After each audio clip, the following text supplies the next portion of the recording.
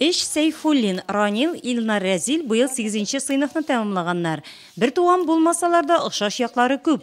Өчесе дә хезмәтне һәм спортны ярата. Бигрәк тә хоккейны һәм самбоны үз итәләр икән.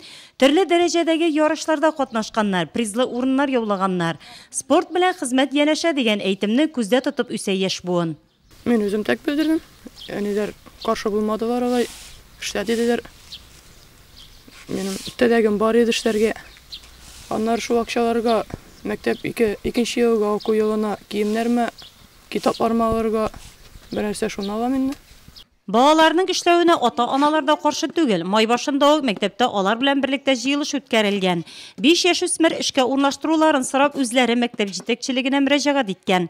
Аларның икесе башка урында эшләсә, хезмәт һәм мәшгульлек үзәге аша эшкә урнашкан эш малайга авылның үзәк урамнарын җыештыру, һәйкәл яннарын чүптә арындыру кебек эшләр йөкләнгән. Аларны планлаштырып торабыз, июнь айларында эшләтергә. Яшүсмерләр 2 сәгать дәвамында эшли. Җирле үзидарә рәисе Рәфис Ганиев кичтән яисә иртәдән үк аларга эш урыннарын билгели. Балалар өлкәннәрнең һәрвакыт күзәтүендә. Иң мөһиме аларның иминлеге ди укытучы Зөлфия Көлмөхәммәтова. Һәр көнне алар эшкә чыкканда, алар белән бергә эшкә чыгабыз. Кирәк булганда ярдәм итәбез, күрсәтәбез. Алар һәр көн иртән инструктаж узып эшкә тәфсилле аңлатма белән чыгалар. Киекле мәктәбе укучылары да хезмәт һәм ял ширеген эшләп үткәргән ниятләгән.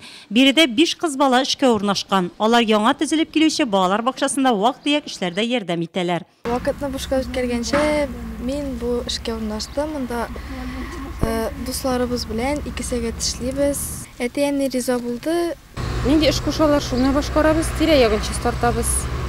Эшкә якта инде җыештыру эшләр алып барабыз. Мен нинди эш кушалар, шуны эшлибез инде.